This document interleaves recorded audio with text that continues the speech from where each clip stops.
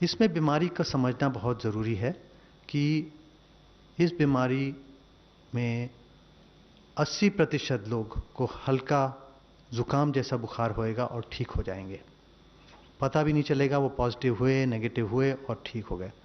20% में कुछ आपको खांसी, ज़ुकाम, बुखार हो सकता है, जिसमें से 5% को अस्पताल में भर्ती करने की ज़रूरत पड़ती है।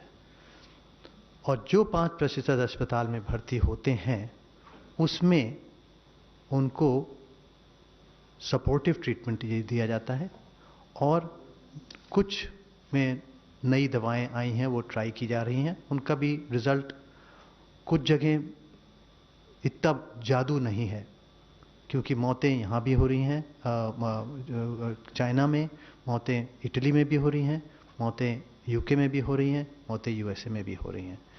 जब सारी व्यवस्था है उनके पास, इतने बड़े बड़े देश हैं जिन्होंने बहुत ही तरक्की की है, उनके यहाँ भी वो डेथ को नहीं प्रिवेंट कर पा रहे हैं।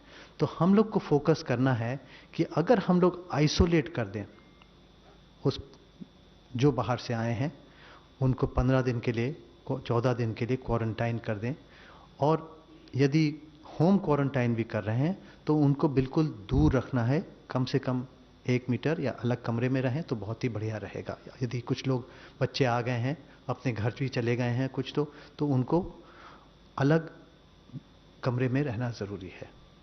दूसरी चीज़ यह है कि उनको टेस्ट करना की ज़रूरत तभी है जब उनको सिम्टम्स हों।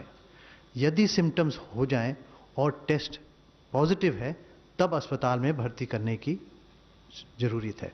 तो इसलिए इसको मद्देनज़र रखते हुए हमारे देश में हम लोग ने अस्पताल की तैयारी सारे स्टेट्स में करी है, जो कोविड के अस्पताल अलग हो जाएंगे, जिससे कि बहुत आसानी से ये समझा जाएगा कि इसमें कोविड का मरीज़ जाएगा और अन्य अस्पतालों में नहीं मिलेगा।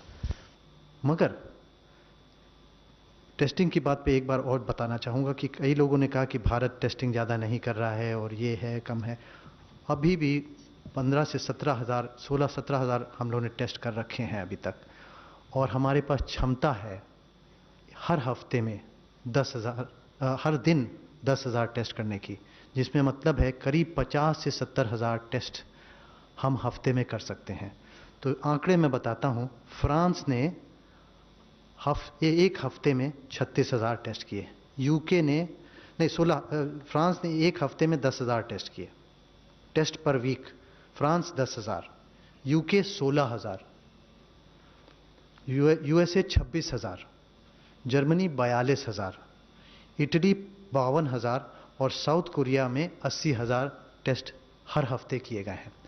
भारत में इस समय, जैसे कि हम लोग के पास पहले एक एनआईवी की लैब थी, अब हम लोग ने 111 लैब कर दी हैं गवर्नमेंट की। प्राइवेट लैब के लिए भी सबके लिए स्ट्रिक्ट क्राइटेरिया के हिसाब से कर दिया है कि वो लोग करते हैं। उनके पास हज़ारों में कलेक्शन सेंटर्स हैं और कई लैब 60 करीब प्राइवेट लैब आई हैं हमारे पास, रजिस्टर कर दी हैं, धीरे धीरे रजिस्टर कर रही हैं। 3 तो अभी, जैसे मैं बोल रहा हूँ, अभी अप्रूव हो गई हैंगी। मैं नाम बता दूंगा, अभी आप लोग पूछेंगे, बता सकता हूँ कहाँ कहाँ के हैं ये सब। और इसमें मैं ये बताना चाहता हूँ कि इस समय पर वीक, जैसे आप यूएसए का देखें तो उन्होंने 26,000 टेस्ट पर वीक किए हैं। हमारे पास इस समय गवर्नमेंट सिस्टम में भी 60-70 हज़ार पर वीक करने की क्षमता है, और इसको हम बढ़ा भी सकते हैं और प्राइवेट से और बढ़ सकती है। मगर most important thing is indiscriminate testing नहीं करनी है। Indiscriminate testing has not to be done. कोई भी बाहर से आए, आइसोलेशन, आइसोलेशन, आइसोलेशन। मैं बार बार एम्फेसाइज करता हूं, इसीलिए आइसोलेशन, आइसोलेशन, आइसोलेशन। और इसमें अब लोग भाग रहे हैं, टेस्ट करा लें, रिएजेंट आ जाएं, और इसके लिए ठीक।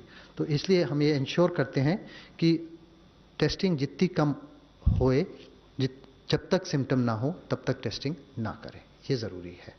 और आइसोलेशन करना ज़रूरी है।